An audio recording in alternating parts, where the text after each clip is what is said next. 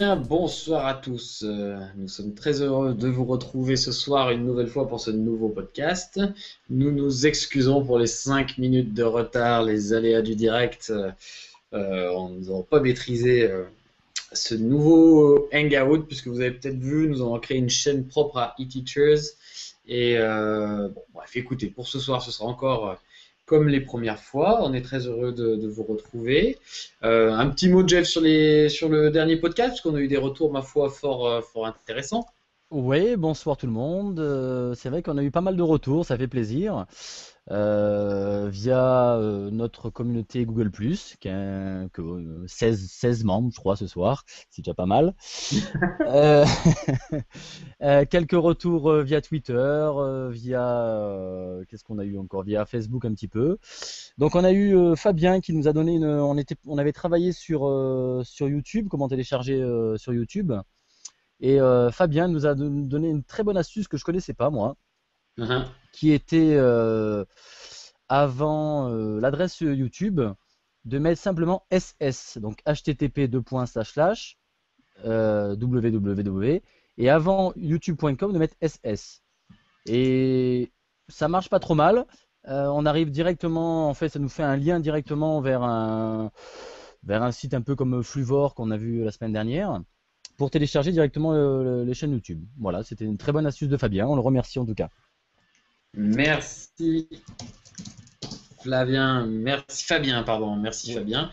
En tout cas, continuez à nous faire remonter vos impressions, vos envies, vos discussions, si vous avez des sujets que vous souhaitez qu'on aborde.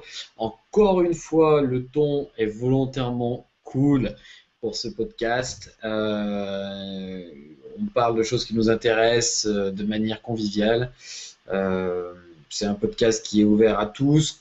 Je pense que les aficionados de TIS n'y trouveront peut-être pas forcément leur compte puisqu'ils vont connaître la plupart des choses dont on va parler, mais c'est pas le but justement, hein. C'est vraiment quelque chose pour faire partager à ceux qui n'ont pas forcément le temps de se tenir à jour, de découvrir des choses. On le fait pour eux puisque nous, c'est notre plaisir. Donc voilà, donc ça sert à rien de nous dire ah mais oui, mais t'as pas présenté ci, t'as pas présenté ça. Oui, oui, on est conscient qu'on peut pas être exhaustif. Surtout, c'est vraiment une volonté. On fait des choix complètement personnels, complètement subjectifs. Il n'y a jamais eu une volonté de faire une veille professionnelle d'outils ou je ne sais quoi. On parle de ce qu'on utilise, de ce qu'on aime. Et puis, voilà. Non, et puis quand on nous donne quelques infos aussi, si on les trouve intéressantes, on les lance aussi, hein, donc Exactement. voilà, on est Alors amené à tout. un petit coucou rapide à un ami qui nous a suivis la semaine dernière et qui m'a dit que je bougeais beaucoup sur mon siège. C'est complètement vrai. Euh, je t'embrasse Bibi et j'espère que tu nous écoutes ce soir. Voilà, et je vais continuer à bouger parce que ça me plaît. Bon, Allez, vas-y, c'est moi qui attaque, ouais. ouais, un petit sommaire peut-être du podcast pour ce soir là. Ben moi, je vais essayer de parler un petit peu sur comment ça s'appelle une étude qui a été faite au Canada, donc sur les TIS justement, et qui a été reliée justement par Eduscol, hein, le célèbre site Eduscol. Donc je vais parler de ça et je vais essayer de parler aussi d'un petit logiciel plutôt branché science, voilà, pour ce D'accord. soir. Eh bien, moi, plusieurs petites choses. En priorité, on va parler un petit peu de quelques petits utilitaires qui permettent d'annoter l'écran. Vous savez, quand on est en vidéoprojection, ça peut être utile de pouvoir annoter l'écran quand on n'est pas forcément équipé d'un tableau blanc interactif hein, et qu'on n'est pas équipé. Voilà, on peut quand même annoter des choses avec une souris et un clavier pour pouvoir ensuite faire des copies d'écran, les exporter et les laisser à l'intention des élèves. Voilà, donc c'est pas un cours sur le TBI, hein. Les logiciels de TBI volontairement, ça reste des petits utilitaires. D'ailleurs, il faudra qu'on fasse quelque chose sur les TBI à l'occasion. Voilà, voilà. Eh ben, je t'en prie, attaque, c'est parti, mon Tout à Jeff. fait. Allez, donc j'ai trouvé une étude que je vais essayer de partager aussi pour ceux qui nous regardent en vidéo. Justement, si je la trouve. Donc, c'est une étude qui a été faite par une association canadienne d'éducation de la langue française. J'essaie en même temps de faire deux choses à la fois. Ça, c'est un truc qu'on ne sait pas faire, nous les hommes. Euh, Voilà, on va y aller. Voilà, voilà l'étude, vous l'avez normalement à l'écran. Euh, Donc c'est une étude qui j'ai trouvé fort intéressante parce que c'est donc tout ce qui est francophone bien sûr forcément. Il y avait quatre axes thématiques sur cette étude. L'axe numéro 1, alors je le lis, s'appelait donc développement de compétences, usage, impact et évaluation des technologies de l'information et de la communication. Donc les études en fait étaient pour voir un petit peu l'avantage des TIS dans l'éducation. Il y a eu pas mal d'études par les ordinateurs de portable au primaire, est-ce que les TIS motivent plus, etc.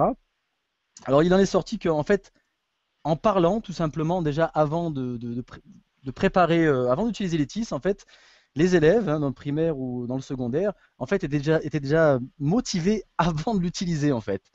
Donc j'ai trouvé ça plutôt amusant finalement qu'il suffisait finalement d'en parler pour déjà être motivé. Il est sorti aussi que tout ce qui était par rapport à beaucoup sur l'écriture. Sur l'écriture, on disait que les TIS motivaient les élèves justement à écrire.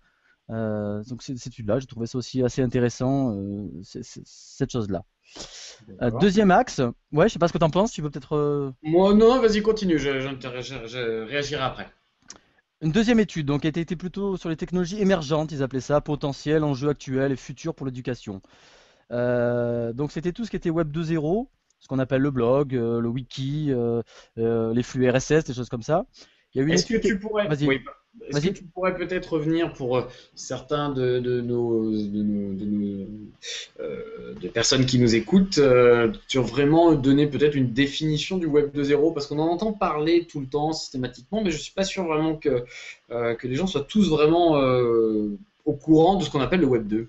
Comment tu Alors moi j'ai le une ferais, toi? définition. Moi, j'ai une Vas-y. Je te laisse définition faire. assez simple que je donne régulièrement en formation, à savoir que le Web 2, contrairement au Web 1, donc par définition, est vraiment le web collaboratif. Hein. C'est depuis l'arrivée de tout ce qui permet à l'utilisateur de mettre des contenus en ligne, de les partager, d'échanger de manière simple sans être un as de l'informatique.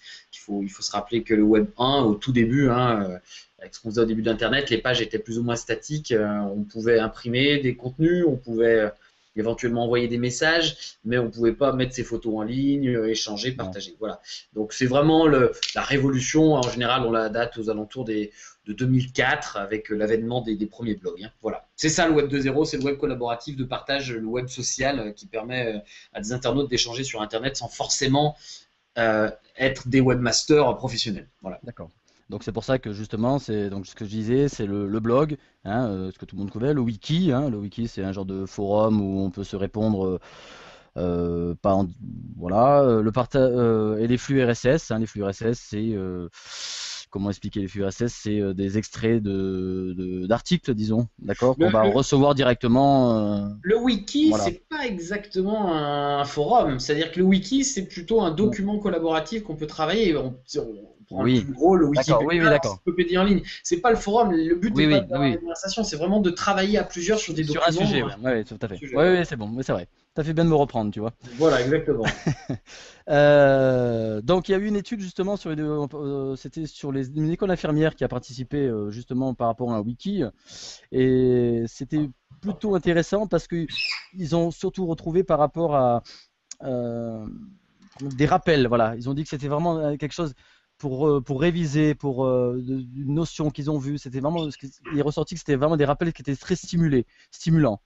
Donc ça c'est plutôt pas mal. Axe Mhm. 3. Axe 3, développement professionnel des TIS. Ah, développement professionnel, donc là on va plutôt parler de l'enseignant. Donc pas mal d'études aussi dessus. Et il est ressorti quand même que les enseignants, alors c'est vrai que c'est canadien, mais bon, moi je trouve qu'on se... Là beaucoup de sort quand même vraisemblance que Allez. beaucoup de profs finalement avaient ce qu'on appelle alors je reprends les termes, d'auto-efficacité chez les futurs enseignants. D'accord. C'est-à-dire que finalement, qu'est-ce qui est arrivé? C'est que les usages pédagogiques en classe se limitaient en primaire à toujours le traitement de texte, Mhm. ce qu'on fait depuis Longtemps. des années, et la recherche d'informations finalement, en ligne, et même dans le secondaire. Donc finalement, intégrer les TIS, on reste quand même, ça fait quoi? J'ai pas envie de dire 20 ans qu'on fait ça, mais j'ai l'impression que ça n'a pas beaucoup évolué. Et on pourrait faire la même étude en France, je pense que c'est ce qui ressortirait. Ben, Non? la question de l'intégration des TIS, elle n'est pas telle. Enfin, Vas-y. c'est les TIS qui ont évolué, mais la volonté d'intégrer les nouvelles technologies, c'est quelque chose qui a toujours existé, à mon sens. Donc c'est un peu.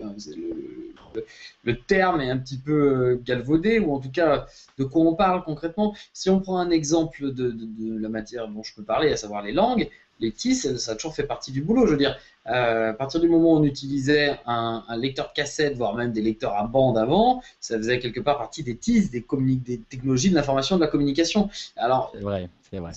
je ne sais pas de quoi on parle en fait. Est-ce qu'on parle des nouvelles technologies à Là, la fois aujourd'hui? c'est les TIS en général. Alors pour moi, c'est vrai que c'est quand on parle de Web 2.0, ça reste une nouvelle technologie, quoi. Donc l'étude est vraiment sur la partie informatique, sur l'intégration des TIS dans voilà. D'accord. Ouais. Moi, je Ok. trouve, voilà, sur cette étude-là, ce qui me faisait ressortir, c'est que par rapport aux profs, c'est que finalement, il y a beaucoup de nouvelles technologies, mais elles sont pas spécialement intégrées à l'intérieur. Finalement, on reste toujours au traitement de texte et à la recherche d'infos pour, voilà. Dans, Et oui, dans mais des, alors, dans des salles informatiques, avec 20 postes, on y va, on fait du traitement de texte. mais Voilà. alors, si on prend si on compare avec notre exemple chez nous, est-ce que c'est pas lié d'abord toujours à un souci extérieur de matériel? Je parle de l'enseignement public pour ce qui nous concerne, ce qui, à mon sens, est de moins en moins réel, puisqu'on est quand même de mieux en mieux équipé. Et est-ce que ça peut venir des idées? Est-ce que ça peut venir de l'investissement, qui manque beaucoup d'investissement au départ? Euh, J'arrive pas à savoir ce qu'il faut en tirer en fait de ça. Ouais, c'est vrai que je sais pas là-dessus. Est-ce que c'est alors il y a un quatrième axe justement sur ce qui sort, c'est vraiment la priorité. Pour eux, c'est la formation. Pour eux, ils sont basés vraiment et en ressort, c'est un manque de formation. Voilà, C'est des évident. enseignants. Moi, ouais, ouais, c'est évident, ouais, parce que les jeunes profs, je pense, la technologie maintenant, ils la maîtrisent à mon avis. Oui, Moi, la je techno. pense. Et ils n'ont pas encore peut-être ou comment l'intégrer à leur pédagogie. Voilà. Moi, je pense que c'est Voilà. ça. Voilà. Je pense que la technologie, c'est une chose, l'intégrer à sa pédagogie, encore plus sur des axes didactiques également, c'est vraiment deux choses. On ne gère pas une classe de la même manière quand on est en salle informatique que quand on est dans un contenu un peu plus classique. Et de surcroît, avec l'arrivée des tablettes, des classes mobiles et ce genre de choses. Euh, la formation, je suis d'accord. En plus, pour avoir une activité de formation par ailleurs auprès des collègues enseignants, notamment sur les TIS. On voit bien que le jour même, euh, les gens sont très très intéressés, bien évidemment, ils le sont de toute façon foncièrement, mais entre ce qu'ils prennent en formation, ce qu'ils appliquent ensuite en classe, quand on est pris dans le contenu classique des cours, finalement ça peut reprendre, ça peut aussi reprendre, ça peut remettre en perspective sa pratique de manière significative, donc de demander de changements importants. Donc bon, et pour des fois pas forcément des résultats. Je crois qu'avant toute chose, il faut se poser la question qui est est-ce que ça va vraiment apporter un plus à mon enseignement? Parce que faire de la technologie Tout pour à de la fait. technologie, ça sert strictement à rien. Je veux dire, si c'est pour passer, Oui, on aura mais l'occasion de reparler des TBI, mais si c'est pour passer, on parlait de la motivation là. mais de la motivation de qui? Des enseignants ou des élèves? Non, non, des élèves là, voilà, sur le premier axe. Le premier axe, je te parlais des motivations des élèves. Donc si déjà on a de la motivation, on a quand même pas remporté on a peut-être à 50% déjà, ce sera peut-être plus facile de faire passer des notions ou des compétences, des choses comme ça, non? Qu'est-ce Hmm. que tu en penses? On a un message de Oui. Guillaume Morin qui nous dit ça peut venir aussi du fait que nos jeunes ne sont pas ne sont pas une génération connectée avec un petit smiley, du moins pour le travail avec des outils info. Je suis complètement d'accord avec ça. Aujourd'hui, vous parlez effectivement, mais même dans les jeunes profs, hein, dans les gens qui arrivent, ils n'ont plus peur effectivement de l'outil parce qu'ils sont chez eux complètement gavés de tablettes, d'ordinateurs, d'écrans. Donc ils ont moins d'appréhension par rapport à ça. Par contre, pour moi, c'est pas des gens qui font de l'informatique. Aujourd'hui, faire de l'informatique, c'est pas juste télécharger une application sur un App Store ou un Play Store et tapoter trois trucs. Enfin, voilà. Donc je pense il y a génération connectée, mais après, Faut savoir, l'utilisation, les choses, c'est différent, quoi. faut savoir quoi en faire. Bon. Il faut Bon. savoir comment faire. Mais Mm. c'est un débat qui est vraiment intéressant et je pense qu'on doit encore avoir, puisque on va être quand même de plus en plus amené à travailler avec ces outils-là. J'espère qu'on saura faire le tri entre les séances qui apportent vraiment quelque chose et puis les séances qui font plus perdre du temps et de l'énergie à tout le monde. Mais voilà. Et qu'est-ce qu'elle dit enfin cette étude? Bon, on a fait à peu près le tour. Alors, il y avait un axe plus TIS, culture et société où je trouve que c'était un petit peu moins intéressant là-dessus. Parce qu'ils avaient fait une étude au Niger justement sur la représentation sociale de l'ordinateur. Bon, voilà, c'était peut-être moins intéressant. J'ai moins accroché cette étude-là. Voilà. Je Guillaume m'arrêterai, je m'arrêterai là. Guillaume Voilà. nous dit, je parlais des élèves. Oui, oui, bien sûr, bien évidemment. Non, non, mais c'est vrai que les élèves. Euh, non, c'est tout à fait ça. Pour terminer sur le sujet, je lisais hier un article dans un journal de Los Angeles. En tant que prof d'anglais, j'essaye de lire un peu de la presse étrangère. Et il y a un gros débat en ce moment par rapport à ça, à savoir que l'État de Californie a dépensé, alors je vous dirais une bêtise sur le chiffre exact, mais je crois bien que c'est de l'ordre du million en mise en place d'iPad dans des écoles, alors qu'à côté de ça, il y a des coupes importantes toujours pareil, dans les postes des enseignants, des vrais, quoi, pas des robots, des humains. Et c'est vrai qu'il faut faire attention aussi, l'outil ne va pas remplacer, c'est comme dans tout, de toute façon, on ne peut pas remplacer l'enseignant, parce que c'est comme l'enseignant qui met en place sa pédagogie, et avec l'outil, un outil seul, il ne fera pas le boulot. Donc attention, attention au contenu autopiloté, autogéré, hein, attention à tout ça. Ça Voilà. pourrait être un débat parce qu'il y a quand même en ce moment, on entend beaucoup parler d'e-learning par exemple, qui est à la mode. Hein, donc bon, les MOOC ou les choses comme ça, voilà. Du e-learning, des serious games, des mocks, bien évidemment. Donc Donc les mocks pour. c'est un autre débat, ouais. Bon, C'est un autre débat. On ouais, aura ouais, l'occasion on en de reparlera. Ouais. revenir là-dessus. On en revient. Ouais. On aura peut-être un invité là-dessus justement. Merci pour l'intervention de Guillaume. Ça prouve qu'on n'est pas en train de parler tout seul. Ouais, merci Guillaume. Je continue alors? Vas-y, ouais. Allez, très bien. Donc, comme je vous le disais en début de podcast, je vais vous parler rapidement d'un petit outil, enfin de plusieurs petits outils qui permettent, vous savez, d'annoter les écrans. C'est-à-dire que quand vous êtes en salle de classe en train euh, de vidéo-projeter quelque chose sur votre contenu, ça peut être intéressant de pouvoir surligner, souligner, entourer des choses. Tout ça pourquoi? Alors bien sûr dans l'absolu c'est pas juste pour le faire en classe, sinon si vous projetez sur une surface blanche type tableau blanc, vous pouvez aussi annoter avec n'importe quel marqueur pour tableau blanc. L'intérêt vraiment c'est de le garder derrière, d'exporter l'image, de pouvoir la joindre tout de suite sur un blog, sur un environnement numérique de travail, faire un certain nombre de choses. Voilà. Alors je vais vous parler d'un petit outil, je vais vous faire la démonstration avec celui que j'utilise sur un ordinateur qui tourne sous macOS, hein, puisque c'est j'aime bien cette plateforme, je travaille beaucoup avec cette plateforme. Je ne veux énerver personne, mais voilà, bon, c'est un choix depuis des années, bien avant l'avènement des iPhones et autres. Voilà, cet outil s'appelle Desk Scribble, D-E-S-K-S-R-I-B-L-E. On le remettra sur les liens. C'est un outil qui doit coûter 4 ou 5 euros, donc qui est vraiment pas cher par rapport à ce qu'il apporte et qui permet d'avoir une petite roue qui apparaît. Alors, je vais essayer de vous montrer ça, si ça veut bien marcher. Je la lance et je vais essayer de partager mon écran. Je ne sais pas. La dernière fois, ça a planté à ce moment-là, donc on va voir. Ah, est-ce que. Ah. Alors c'est pas trop pour ceux qui nous écoutent en Ah, audio. bah regarde, on te voit, ça y est, tu te vois, ça fait une espèce de boucle. Ah oui.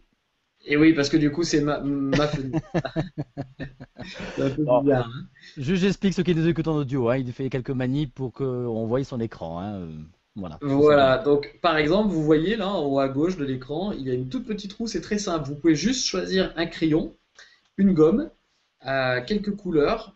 Donc dans les couleurs, vous pouvez choisir soit des couleurs pleines, soit ce qu'on voyait en dessous en anglais highlighted, qui veut dire surligneur en fait, hein, qui permettent de laisser le contenu apparaître derrière. Voilà, donc si par exemple je veux aller annoter et faire des moustaches à mon ami Jeff ici, je vais pouvoir le faire. Ne bouge pas. Ah pardon, attends, je me mets droit. Remettre en droit. Voilà, hop. Enfin, vous voyez, je note sur mon écran. Voilà, je peux lui faire ça. Je vais pouvoir mettre aussi deux eyeliners d'une couleur bleue. C'est là le eyeliner, je sais pas. Voilà. Enfin bref. vous voyez. Donc, il faut bien évidemment, hop, j'efface. Merci Jeff. Il faut bien évidemment imaginer ça pour annoter à du texte. Hein, par exemple, si vous souhaitez mettre des choses en évidence pour les élèves, là, je vais aller surligner du texte qui est ici, sur la droite. Voilà, j'annote. Voilà. Donc ça, c'est toutes des choses que vous pouvez faire facilement à la souris. Vous pouvez rajouter aussi du texte écrit et le tout en un clic, hein, avec un petit bouton qui va vous permettre de partager vers du JPEG, du PNG, du PDF, tous les formats d'images classiques. C'est une très bonne alternative aux outils de TBI, quand on n'a pas de TBI d'ailleurs. Voilà. Pour les profs de langue, par exemple, moi je m'en sers énormément quand je fais de la compréhension écrite, hein, sur des textes qui permettent d'annoter, de mettre en évidence des parties du texte. Alors ça, c'est un outil sur... Mac uniquement. Ça, c'est un malheureusement oui, parce que moi j'aime bien les multiplateformes. On n'a pas de Mac dans les établissements. Ah non, non, on n'a pas de Mac dans les établissements. Non. C'est un outil multiplateforme. Ah, ça me refait comme la dernière fois, j'arrive pas à allumer mon truc. Bref. Il en existe beaucoup d'autres. Alors, je sais pas si tu en as utilisé plusieurs. Tu en as essayé plusieurs, c'est ça? Alors, j'allais parler d'un outil qui s'appelle Point2Fix pour les PC, voilà. Donc point comme le point, to fix comme réparer en anglais, F-I-X, et qui permet donc la même chose sous Windows. On mettra le lien également. T'en connais d'autres, toi? Non, non, non, non, non. En point au fixe, je l'avais déjà vu utiliser, ouais, aussi. Ouais. Bon. Voilà, écoute, j'ai terminé pour ce petit outil et je te laisse continuer. Allez, on va parler un petit peu science. On n'a pas trop parlé, hein, surtout que c'est plutôt mon domaine depuis les premiers podcasts. J'ai parlé d'un logiciel qui s'appelle Algodoo. Alors, je vais essayer de l'épeler. A-L-G-O-D-O-O. C'est un logiciel gratuit qui existe sous PC, sous Mac, je sais pas. Par contre, et qui existe par contre sur iPad aussi. C'est une appli pour faire des. Alors comment? Je vais essayer de partager. Je suis en train de partager aussi mon écran en même temps. On va essayer de le faire voir. Hop, hop, hop. Voilà. Vous devez avoir les. Oui, ça y est, vous voyez? AlgoBox, c'est ça? Allô, Oui, Guillaume, tout à c'est fait. bon? Oui, Ouais, oui, c'est bon. non, mais c'est bon, je suis là, c'est bon, j'ai vu. Donc, ce petit logiciel va vous permettre de faire en fait des expériences qu'on ne peut pas faire forcément dans le réel. Alors, dans mon domaine, ce serait plutôt, vous savez, des roues dentées qu'on va mettre l'une à côté de l'autre, qu'on va pouvoir imbriquer à l'intérieur, qu'on va pouvoir faire tourner. On va utiliser la pesanteur. Il y a beaucoup, beaucoup de choses. Alors, j'aurais voulu faire voir une petite vidéo de démonstration si ça passe, ou sinon, je fais une petite démo. On va essayer de voir. Je sais pas si la vidéo ça fonctionne. Écoute, Voilà, donc je vais le faire en même temps. Donc voilà, on a la pesanteur qui est en jeu, qui a le frottement de certaines choses. Alors moi je l'utilise voilà, pour tout ce qui est roue dentée, courroie. Hein, on va mettre une roue. Voilà, là par exemple, on va pouvoir faire même des essais par rapport à des matériaux. On va pouvoir changer de matériaux, de la résistance sur les matériaux. Franchement, c'est génial. C'est vraiment une application géniale, gratuite en plus. Alors, je crois que sur iPad, elle est peut-être payante. Je vais peut-être couper le son. Je sais pas si vous entendez le son en même temps. Voilà. On va pouvoir faire tourner les choses. On va pouvoir imbriquer les dents. Enfin, franchement, c'est l'imagination qui va nous arrêter. Alors, ça prend un petit peu de temps de mise en place. Moi, j'ai mis un petit moment à m'y faire. Mais pour les profs de physique, pour les profs de techno, pour tout ce qui est easy en lycée technologique, franchement, c'est génial. Franchement, il y a des expériences qu'on peut faire vraiment géniales. Je suis tombé amoureux de ce logiciel et pour un logiciel gratuit en plus, franchement. Alors, il n'y a que sur iPad. Il faut vérifier sur iPad si c'est payant ou non. Voilà. j'allais justement te poser la question parce que je devais pas être là quand tu l'as dit. Eh Je me pose ben, du je prix. regarde pendant que tu fais tu fais la suite. Voilà. Bah écoute, c'est-à-dire que la suite, je On arrive à pensais la fin, c'est ça? on arrive un peu à la fin. Ben, en tout cas, non, parce que Vas-y. je voulais attaquer un petit peu parler du Drive de Google, en fait, en parlant notamment de la feuille de calcul et du formulaire qui permet de faire, enfin qui permettent, puisque les deux associés permettent de faire des choses très intéressantes en termes d'évaluation diagnostique, par exemple pour tout ce qui est test QCM autocorrigé. C'est vraiment intéressant, mais du coup, ça sera l'occasion d'un prochain épisode parce que ça c'est un petit peu long à expliquer en direct et j'avoue même que je ne suis pas prêt. Donc voilà. Bon, j'étais en train de regarder le prix sur l'App Store, je ne le trouve pas. Je vous dirai. Ah, il est disponible sur Mac aussi, au fait, Algodoo. Sur Voilà. le Mac App Store, ouais, d'accord. Ouais, Mac App Store. Bon, c'est vrai que même en étant, bon, en ce qui me concerne, Oui, plus tourné vas-y. vers la pomme, je reconnais que c'est dommage que les développeurs ne fassent pas de portage multiplateforme. Enfin, c'est faux ce que je dis, il y a beaucoup, beaucoup de Euh, portage multiplateforme. la Mais, preuve là, hein. pardon? La preuve sur Algodoo, hein, par exemple. Voilà, c'est ça. Mais c'est quand même un peu dommage que certaines applications ne soient pas trouvables sur toutes les plateformes. Bon, alors après, Alors, 4,99 € sur iPad. Voilà. bon. Mais Voilà. pour une licence, oui, c'est difficile à dire sur le 4D. Voilà. D'accord, très bien. Voilà.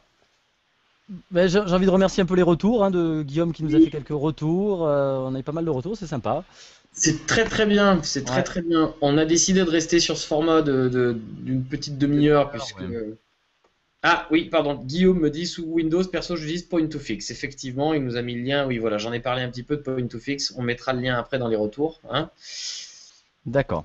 Tu nous mettras ça, Jeff, ouais, Ouais, pas de problème, ce sera dans les notes de l'émission. dans les notes de l'émission. Euh, J'aimerais juste rajouter un petit truc sur laissez-nous ce qui nous fait le plus connaître quand même, ça reste iTunes. Ce serait bien quelques petites étoiles. Voilà. Merci, c'est tout.